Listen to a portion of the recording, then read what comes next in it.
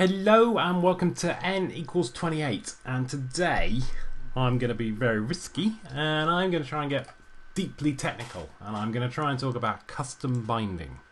So most of the time you don't care about custom binding because most of the time MvvmCross has already got a binding in there for you, but sometimes you want to do custom bindings, and so maybe you've got a control where you want to bind to something that hasn't been exposed very neatly by Android or by iOS. Or maybe you've got a brand new control you've written yourself and you want to bind to it, or maybe there's just something, like an awkward event that isn't neatly exposed, and that's where you need to write your own binding. So this is probably not going to be the smoothest N+1 ever, but I'm going to have a go at it. So let's start off. So I've just created a empty project template with a core, a custom binding for Droid, and a custom binding for Touch project, and hopefully these all build. All I've done at the moment is literally just run through the first stages and they don't build. What have I done wrong? Cool. Okay, so I just haven't set up the references across them, so let me just do that. Doof. And hopefully for Touch as well, let me just add the reference.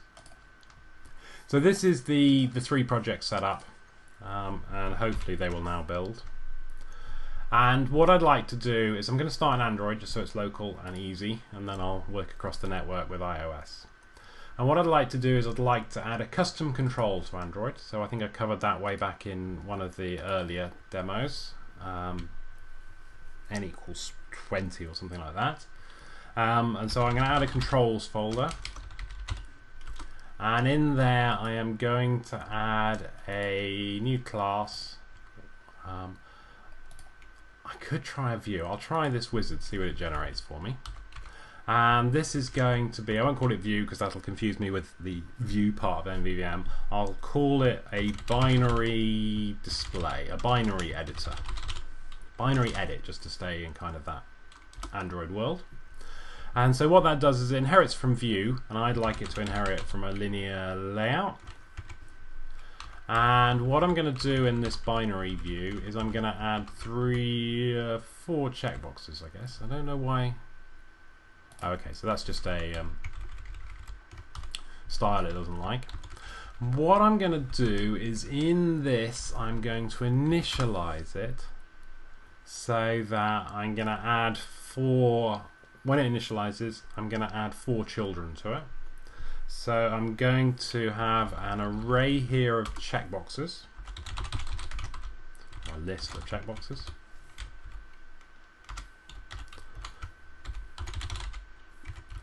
And these are boxes.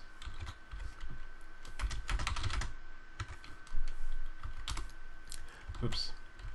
And what I'd like to do is I'd like to create 4 of them. So for var I equals 0, I is less than 4, I plus plus. And let's go for it.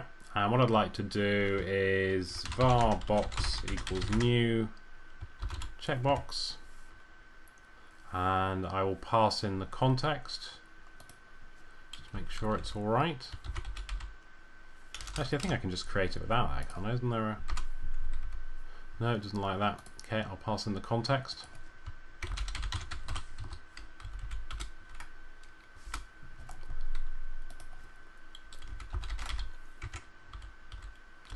And then what I'll do is I will add that to myself.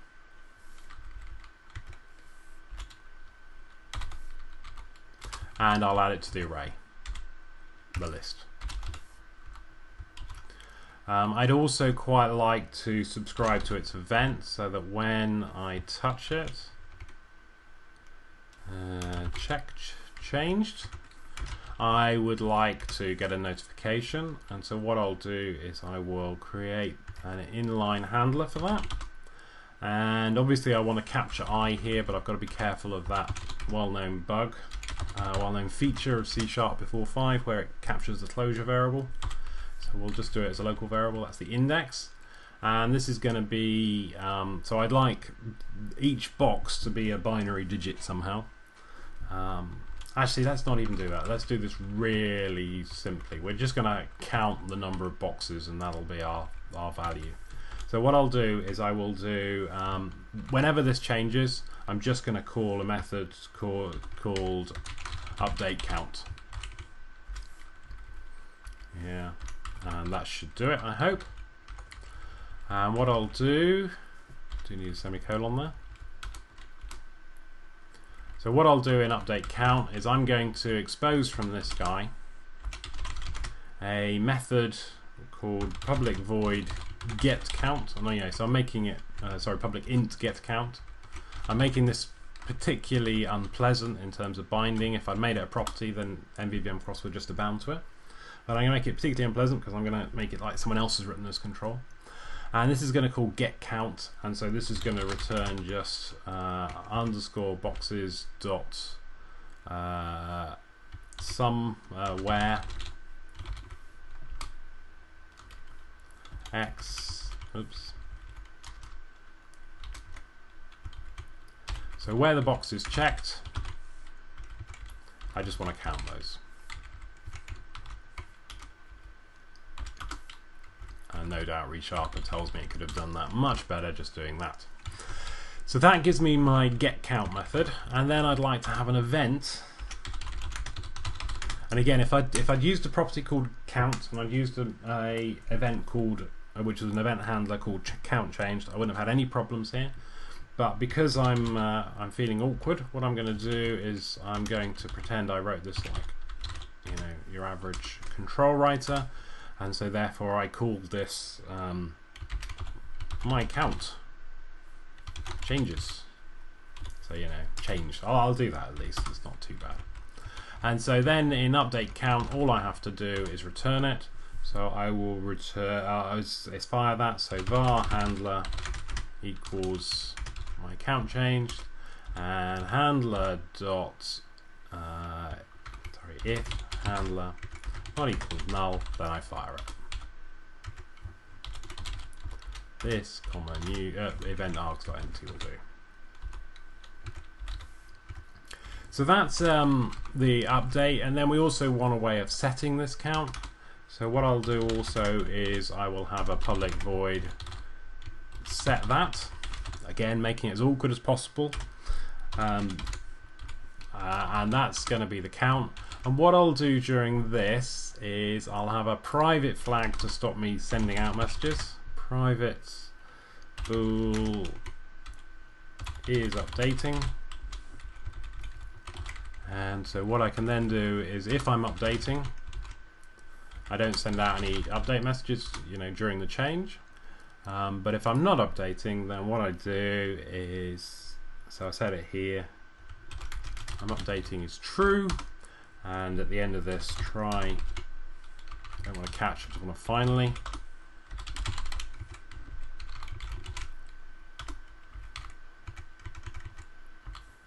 It's false. Okay, so during this, what I want to do really is update the number of checkboxes. So what I'd quite like to do is, again, so first of all, I need to find out my current count.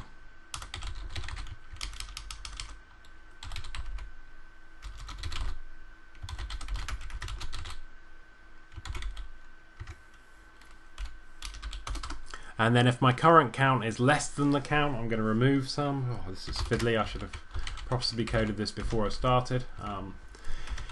If count is less than current count, then what I want to do is remove some. Obviously, I'm going to have some problems here if people pass in -20 or whatever.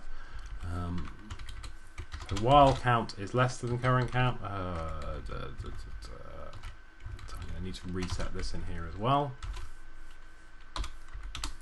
While count is less than current count, then I'm just going to find the first box. So the first box where the box is not checked, because I need, hang on, so yeah, count is less than current count, so I need to find the ones which is checked. And then what I need to do is change it, checked equals false. Yeah, obviously this should never be a problem, so it should be like that. And then I'll do the same thing for if the count is greater than current count. While so the first dot checked. So this one I need to actually check them, so I'll do it the other way around. And that should work. Just to be on the safe side, I'll put in some sentinels for this. If count is less than 0 or count is greater than 4, then we'll just return, bad luck, you've set me a bad value. So you can see this is a control. If I build this, let me just check.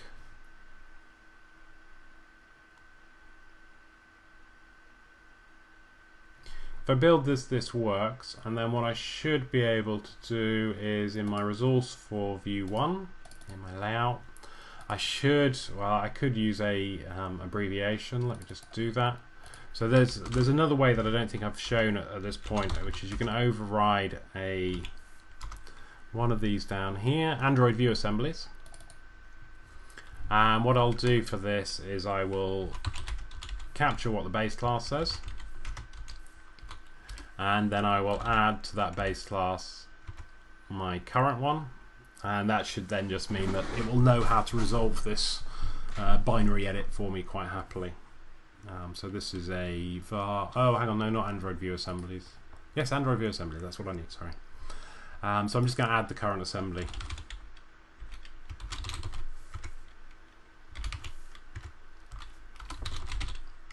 You probably saw this in an earlier N+1 if you've been watching as a abbreviation.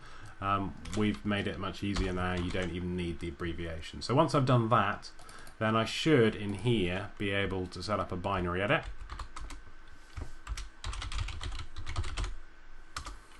And I should be able to give that a fill content, wrap content, and what I'd quite like to do is let me make this, because it's a underneath the covers, it's a linear layout.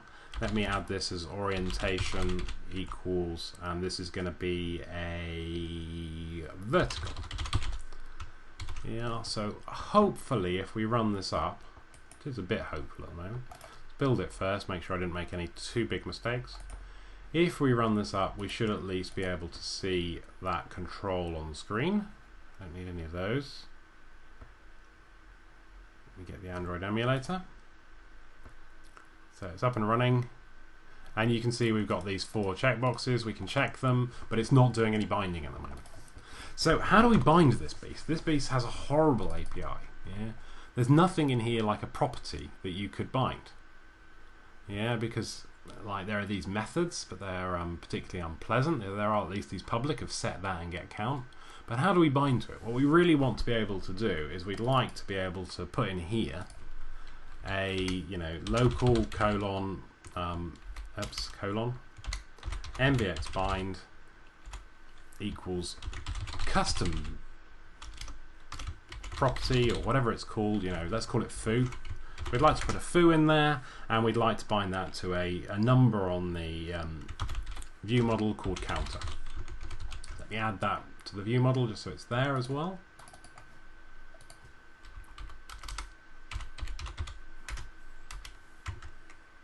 So that's going to be an int underscore counter. So that's there, that should work, and let me start it as 2. Well, managed to mess up my formatting. So that seems to work. That's not a problem, that builds. But how do we get this binding to work here, this foo to counter? So what we need to do is add something called a custom binding. And custom bindings aren't that fiddly to do, but they are quite technical. So what I'll do is I'll do it directly in the binary edit file, just because it's the easy place to do it. And what I'm going to do, actually no, let me do it in the setup file, because then it'll be in the root and easier to find. And what we need to do is we need to provide a custom binding. So what we're going to do is we're going to call it a custom binding, what's it called? A binary edit foo target binding. And that's the class, obviously. And what we'd like to do is we would like to inherit from an MvvmX, and this is going to be an Android target binding. Hopefully I got that right, which is found. And then obviously there's a constructor that resharp is telling us we need, so we're going to generate the constructor. And then obviously there's some overrides that it's telling me I need to implement, so I'm going to implement them. Right, so it's telling me I need an override for set value. And so what I'm going to do is I'm going to implement that. So we know that we have got here that the binary edit foo target binding is going to target a binary edit. So let us get hold of our target from the base class. Target equals target. Yeah. And let's do that as a binary edit. Now we know that the target itself might be null at this stage. And that's perfectly alright because it's all part of the weak reference system that makes sure that the binding doesn't keep things in memory beyond the UI keeping them in memory. So if the target is null, we're going to return. Otherwise what we can do is we can just use that set, what did I call it? Set count, or I called it, because I was being awkward, I called it a set that method. So we can call these methods because we know what it is. So we're going to call set that, and we're going to pass in, cast it to an int, the value. And that's the set done. We then be asked what our target type is. Well, the type of the target is an integer, so let's just do that. Type of int, that's what we're returning. And you can see that's all we've got to do there. There's the default binding mode, and the default binding mode for this, we really want it. You know, all of that stuff about mode two-way that you have to do in Windows binding, we don't want that. We want two-way by default for this guy, because the chances are if you're using this binary edit, you want two-way. So that's what we're going to do. Binding mode two-way. And then what we'd like to do as well is we'd like to find a way of firing when things change. So what we're going to do here is we are going to, and in fact we can probably even do better than object here. We probably can do a binary edit here. And what we'd like to do is target dot, and we're going to subscribe to the event on the target. Now we don't really want the target, let me think, do we? Yeah, so we're going to subscribe to the event. Now that's fine to do. So we would like to have this target talking to us. Remember, it's okay for the target to talk to us directly, but go in the other direction, weak referencing has to happen. We should never reference the target directly. So we are going to do target dot, and the method on this was count changed, or what did I call it? I was being too awkward to remember these things. So the event that we published was myCountChanged, just to be awkward. So what we'd like to do is target.myCountChanged plus equals, and we're going to create a method for that. So you can see it's there. And what we do is when that changes, then again we would like to get hold of the target and make sure it's not null. So let's just do that. In theory it should never be null here because it's just sent us a method, but a call, but you never know, it might have done. And what we will do here is we will, so the current count for this, we know it's GetCount is what it was called. And then all we need to do is pass that down to the, let's call it value. We need to pass it down to the event system in the base class, this target binding, which will pass it off to the view model ultimately. So let's just call fire value changed with value, and that is that binding done. Now the only thing that remains here is we haven't unsubscribed ever from this event. So let's do that in a dispose method. Override dispose, and in here if is disposing var target equals target as a edit, what's it called, binary edit, and if the target's not null, then we unsubscribe. So target.myCountChanged minus equals, and hopefully it should give me that, but it will create a second one. So that does that. So you can see that's the entire binding, and what it's doing, just to talk you through it, let me put it in its own file, is it's getting the binary edit as its target, it's subscribing to the event on that edit. When that event fires, it gets hold of the current value and passes it off using fire value changed. When you need to set the value, it's just getting hold of the target again, and sometimes it's going to be null, and then it's calling set that. on the target. So it's using this custom mechanism to bind. It's giving a target type. It's giving a default binding mode. If you don't need two-way by default, then by all means put one-way in there. If you by default just want to use one-way to source, put one-way to source in there. If you by default you want to use one time, which means it only changes when the binding context changes, then just use one time. But quite often for edit controls or whatever, two-way is quite useful. And then we've got a dispose in there.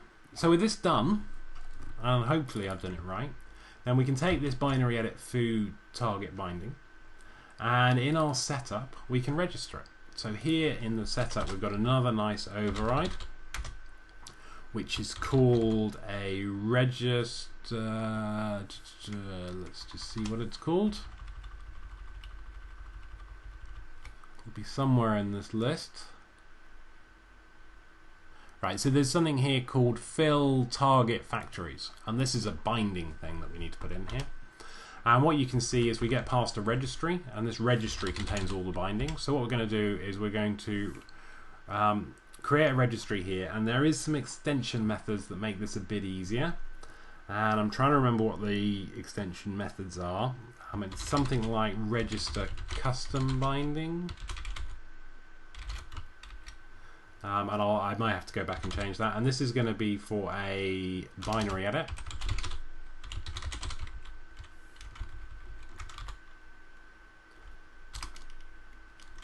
Okay, let me just check on what that is. It's not going to be a register custom binding. I think it's a register custom binding factory. Sorry, it's an extension method. And so what I'm going to do is I'm going to register this custom. I'll bring it in a moment with ReSharper. And what I'm going to do is I'm going to in here I'm going to put the name of the property. So this is where the property, this name foo is the property name, the pseudo property if you like, this thing here. Yeah, I'll call it N28 just to show you how arbitrary it is. N28 in there. And then what you do is you pass in, so you're going to get when you get given the binary edit, and unfortunately my IntelliSense isn't oh, there's my IntelliSense kicking in. When you get given the binary edit, then all I want to do is I want to return the right target for it. So here I'm going to return a new, I don't need to return in there even.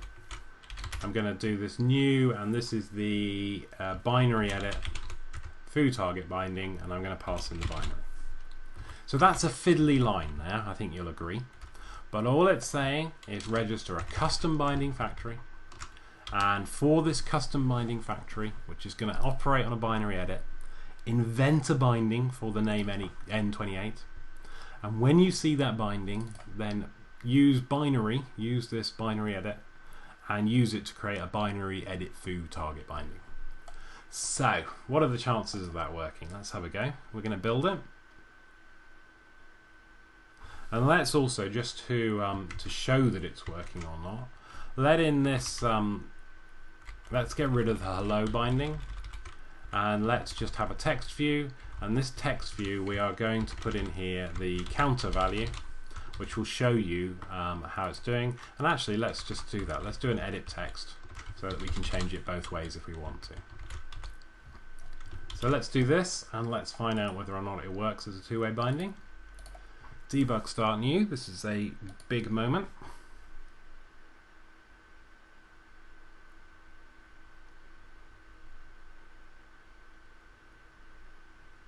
So we've got some binding going on there automatically, you can see. If we remove one, we get binding going on again. If we add one and add two, we get it. Let's just see if we get hold of this, select all, and we set it to 2, then we get rid of 1. If we set it to 24, it barfs, obviously. We can set it to 4, that works. We can set it to 0, that works. And we can set it to 3, and again we can do all this sort of thing we expect. So that is a very custom control and a very custom binding. And I hope that gives you a first view of what you can do if you are faced with an Android control that doesn't have any binding set up for it, doesn't have nice properties. Had you have had a nice properties, had you have also had here a much easier set of properties to bind to, my count, then you could bind to that instead. That wouldn't be a problem. However, actually, let me just do that. Let me just take this and show you. So if we had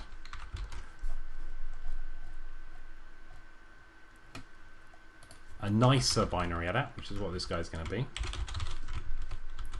If we had the nicer binary edit, and if we've got the C#, then you might be tempted to do this on your own. Then a nicer binary edit might not have worried about this. It might instead have had a public int count, and this would have had getSet. Let's call it myCount. So the important thing here is that myCount here matches myCount change there. So so that the binding engine picks up these two together, and I've managed to paste the wrong line. So that's our get, and then our set for myCount looks a bit like this. So let's just do it, set.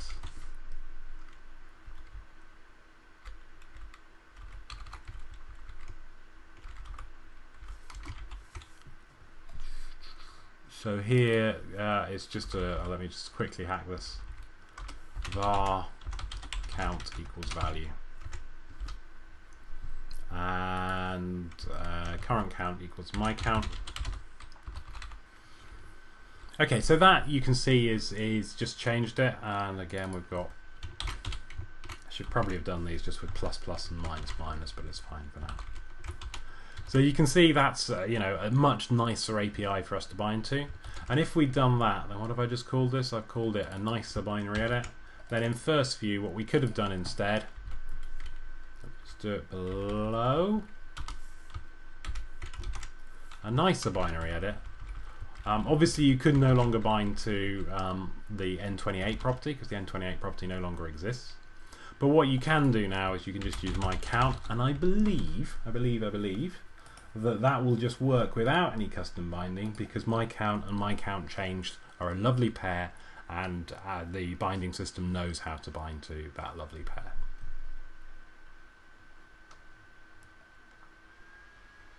Oh, the fan's kicked in, so it's clearly doing some work. Let's see what happens. So here we go, and we've got two-way binding working between all of them. Obviously it's not doing the same parts, but you can see everything is bound together, and it's much easier when the control has these kind of neat pairs of properties with them, because we've got that two-way binding working without any problems whatsoever. So that's Android, and oops, I've managed to do all sorts of things, but you can see how that works and vaguely fits together. Let's see if we can do the same thing in Touch, and it's the same binding engine and the same process, so let's just see if we can do this. So in Touch we have this application at the moment, and what we'd like to do is have a custom view.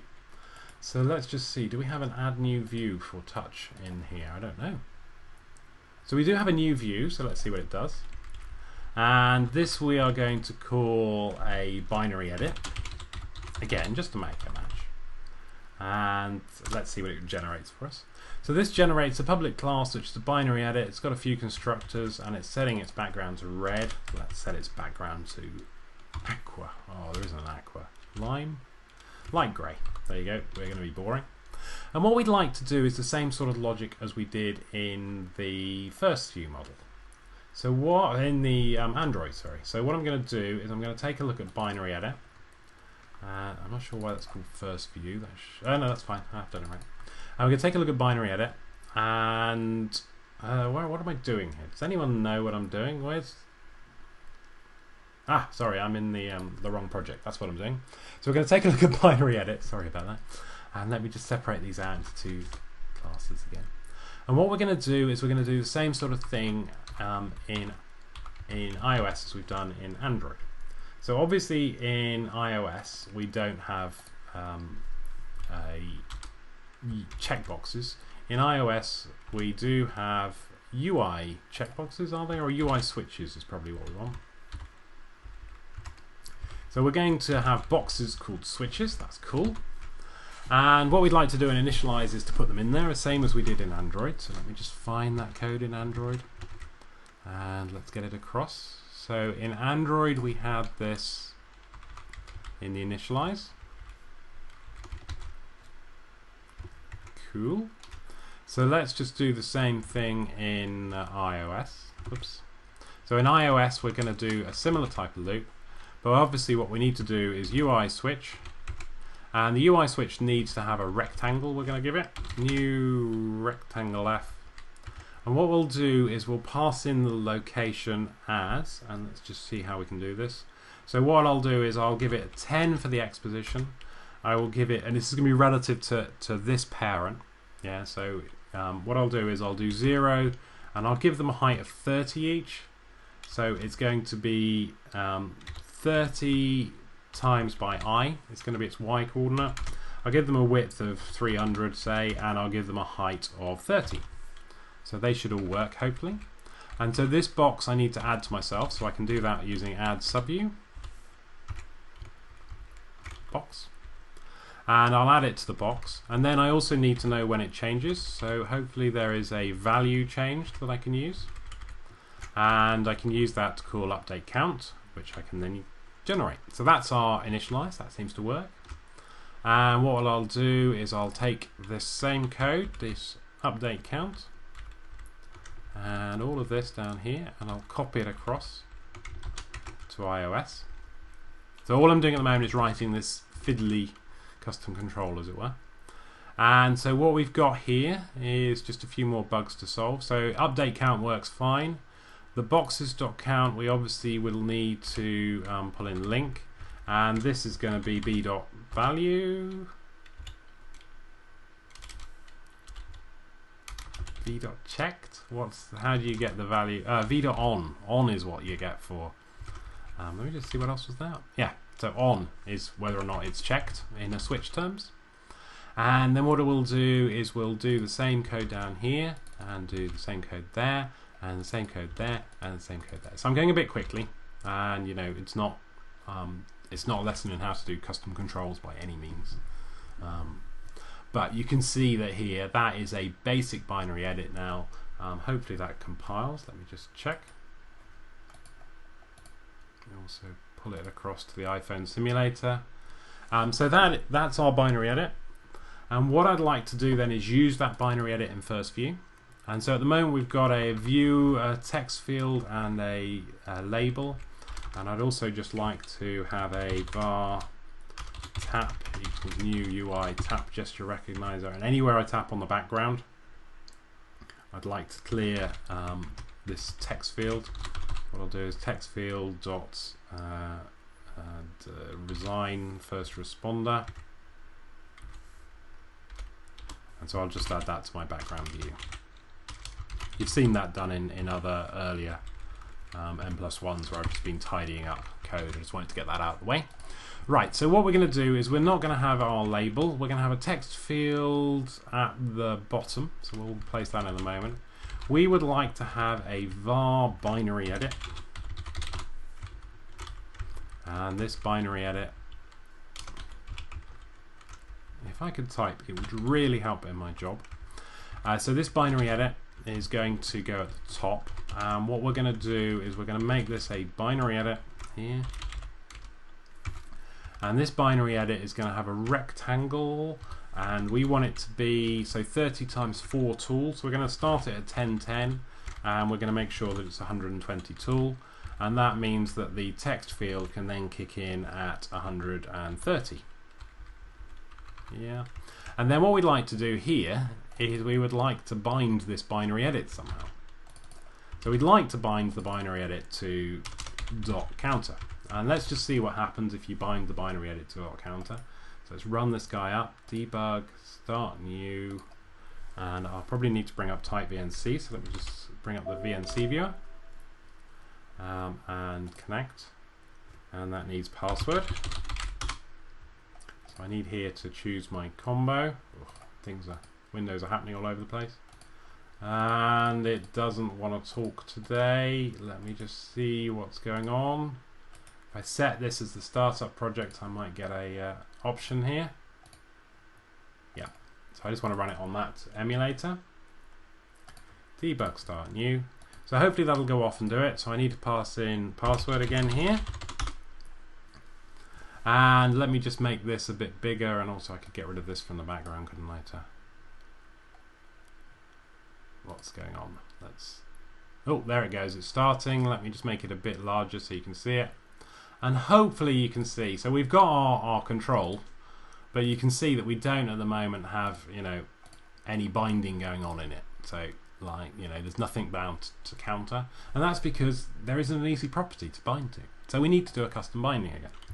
So let me just stop that run, and let's come in here, and okay, I'm going to make them both bound to counter, so at least we'll get that. But what I need to do, what I really want to do is I want to do for, and I'd like to create, you know, that same property of N28, and let's call it N28 touch just to prove it's a different property. And I'd like to create the same code. So what I'm going to do is I'm going to actually cut and paste, and I'm going to take this binary foo edit binding, target binding, and I'm going to use it across in touch. Only this time obviously it's not going to be a so I'm just going to cut and paste it over, and there's some things to pull in. Obviously this time it's not going to be a MVX Android binding, and this stage what it's actually going to be is I wonder if I think there's a so it's not going to be, let me talk in my own terms, it's not going to be an MVX Android target binding because obviously we are on iOS. So in this case actually I'm going to go down to an easier base class. I'm just going to go down to MVX target binding, pull that in. And what you'll see is that all of this code here should just work as is. And what we can do, hopefully, is just let's put it in its own file so that you don't get too confused about where everything is. And then what we need to do is the same sort of thing in setup as we did in the setup for the Android. So this fill target factories, we're just going to take and we're going to use. And that's going to be there, that's going to be there, and so it all just resolves. And then we should be able to run this up. Now obviously, you know, this is live coding, so something might have gone wrong. But let's just see whether or not this works. So if we debug, it built at least, we're over on the iOS machine. Could get rid of some background windows for you. So let's get this up and running. You'll see how much I've got in iTunes. So it's off, it's talking to the simulator, it's launching the iPhone app, and it's still not binding. So why is it not binding? Let me just take a look. So the reason it's not binding is because I gave it a different name here. So let me, that'll teach me. So let me call this N28 touch, and that just matches what I used here in this field for the binding. Obviously I couldn't use the Fluent syntax here because there isn't a real property called N28 touch to bind to, but I managed to use this one, so that's not a problem. So let's just do that. Debug, start new.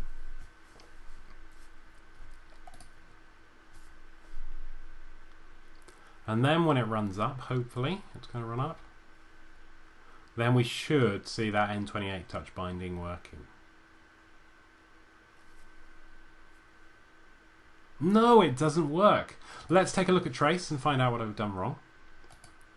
And it says failed to create binding for N28 touch, so that's not too surprising. At least it's telling us that it failed, and it's not telling us why. So we've got a binary edit, let me just see what I registered it as in setup. We've got this binary edit and it's doing the target binding. I can't see what's wrong with that at the moment. So it's telling us that it's getting a target binding factory, that's fine. It's doing that, it's just not working. So this is a genuine moment of debugging. Obviously it worked first time on Android, it's not working first time on touch. So we've got N28 touch there, and we've got N28 touch there. And what is the problem with that? So we're binding to counter, that's not the issue.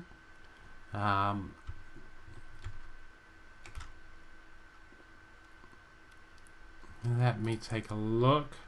So we've got that, that should be filled. Let me check this is being called, but I'm pretty sure it is.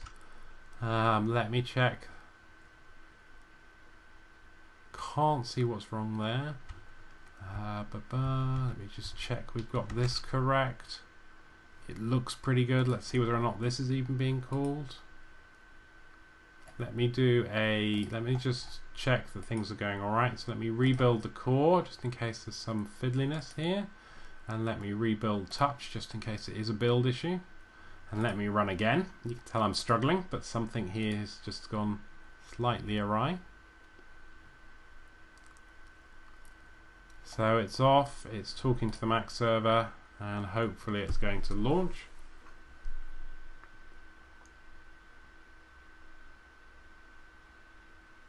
Right, so it didn't hit any of my breakpoints. That's brilliant, isn't it? Why didn't it hit any of my breakpoints? That's not so useful that it's not hitting my breakpoints. I don't know what that problem is. I can try adding some more trace to try and find out what's happening. I could try... it's clearly running this code because it's getting that N28 error message. Let me try just bringing it down to N28 and see whether it starts complaining about N28 as well.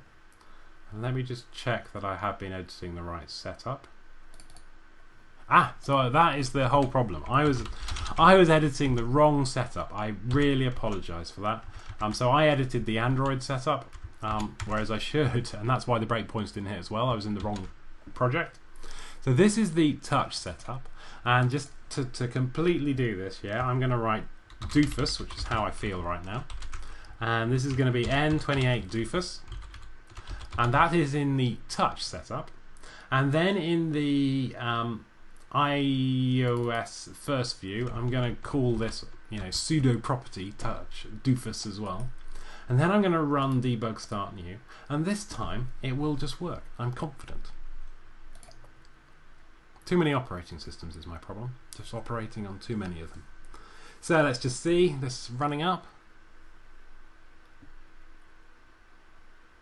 It's going to run, and hopefully this time we hit our breakpoint, but I'm going to ignore that and just move on. And this time you can see we have binding, and it is exactly as it was with iOS, with the other one. It's two-way binding. And can I get to the keyboard? No. So maybe I can just type on the keyboard and I'll get some. So there you go. This is typing to do it rather than using this. So if I do one, then it does that. Interestingly, they're in a reverse order to the way they were on the other one. Maybe I've done a bug. And you can see this is genuine two-way binding going on. Yeah. Now, had I done a simpler UI again, so exactly as I did had I done a simpler API for binary edit, so exactly as I did with Android, I'll create a nicer binding edit. Let's just do this. So this is going to be nicer. Had my control, had a nice set of properties, then I could have done this. And so what I'll do is I'll just create a nice wrapper for it. So let's call this public int, and I'll just create. So I think it's called myCount change. So I'll call this myCount, and I can just make use of the existing things. So get is going to return GetCount, and set is going to set, and this was called set. What was it called? Set awkward or something. Set that. Yeah, whoever wrote this API. Set that to value. So had I just done that, then what you can see quite straightforwardly, let me move it into its own file, is in first view, instead of doing this this kind of fiddly thing, I could have done a second binary edit, which is going to be called nicer binary edit. And this nicer binary edit, just make sure I change everything before this nicer binary edit, I could actually do a full binding on without doing any custom. So I could, for this, have had a set.bind nicer binary edit, and for this one I could have done a this is a BE, and the binary edit property I want to do is called myCount, and this one should bind without having this doofus property. So let's just show you that. Obviously I need to position it, so this one is going to be at 170 and is also 120, 208. So obviously you'd probably want to use the Ziv editor to actually get that working properly. But let's just run this one up, and unless I've been a doofus again, then we should see this has got two, a binary edit plus a text box plus a nicer binary edit, and that all of them are bound together to that counter property. So there you go, and if I change things here, you can see that all of the binding is working quite nicely. And again, if I do this, then we should be able to, you know, set them all on, set them all off, set 2 of them on, etc. So that's the way that you know, that you don't need a custom binding if your control has a nice API. And remember, you can always add a nice API by inheriting. So you know that might be easier in lots of situations rather than using, you know, a custom binding. The only other thing that I could show you here is that, you know, obviously writing for whatever is a bit fiddly, and writing this for my count is a bit fiddly. And if there's only one thing you ever actually want to bind to, then what you can do is in setup, you can actually register the default names. So again, just as with fill target boundary, fill target factories, there's another override called fill binding names. Excuse me. And what you can do is you can, in here, let me just give this a better name than obj. Call this the registry. And what you can do with this registry is you can pass in the default binding property for any control, and obviously it can only be one default. So for this, what we're going to do is add or overwrite, and you can pass it in as an expression if you want, so that might be the easy way. So what you can do is for add or overwrite for a binary edit, you can pass in that, you know, I want to bind to the binary edits. Oops. BE. I want to bind to the binary edits, and then you could have, you know, a my count or whatever if it was a nicer one. But if you haven't got that, if you haven't got a nice property to bind to, so let me just do that. So if you want to set out for nicer binary edit, then you can say for binary edit, please bind to my count by default. And if you then you don't need that for syntax. For the one which isn't a proper property, you can pass in the string. So you could pass in a binary edit, and this is going to be the N28 doofus. And I'll check these. I won't check these changes in because it's going to confuse people. But if you do that, then you can essentially get rid of these 2 for statements, because it's just going to bind to the default property. So let's just prove that works. As long as I edit the right, so it's saying there's a problem. Sorry. So this is, because obviously there's no syntax for that, this is going to be a type of binary edit, comma. And now we should be able to run it up.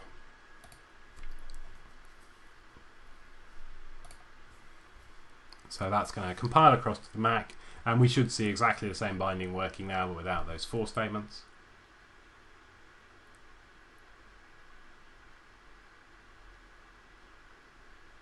So you can see the binding's working, but we didn't have the fors. Yeah, it's all pushed together, and that's just because we've registered these default names. Right, so by what I'll check in as code, I'm not going to include those. I'll just include a comment, use these to register default binding names. Yeah, they're not really properties because this one obviously isn't actually a property, it's a pseudo property. It's just for binding. And then in here I'll check it back to where we are, to remove the need for N28. I'm also, for check-in, I'm going to remove this doofus for N28. See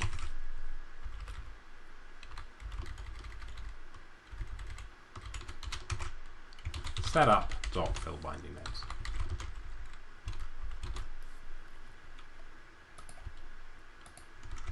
I'll just do the same there. Right, so that's it. I hope, apologies for the mistake where I was editing the wrong file, but these things happen. I hope that gives you, you know, a feeling that it is advanced doing custom bindings, but it's not that difficult to do. I don't know how long I've been recording. It may have been an hour.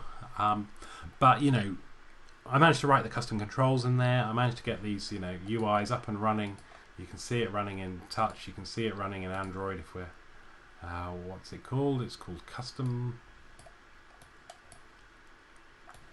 So many samples running on this guy. So you can see it running in Android and iOS side by side. We managed to get these custom guys up and running without too many difficulties. And you know, if you do come across a control that hasn't got a binding that just works off the shelf, then you can add them. And if you think it's a control that should be inside MvvmCross, then by all means please contribute it back and we'll add it to the default set. Okay, that is the end of this particular N=28. It was quite complicated, but it wasn't that complicated, I hope. I hope that you're feeling I could do that. I hope you're feeling it was deeply technical, but it wasn't that bad. Okay, let me know if I've done anything too bad or if there's something you really want covered. That's custom binding, and I'll see what I do next.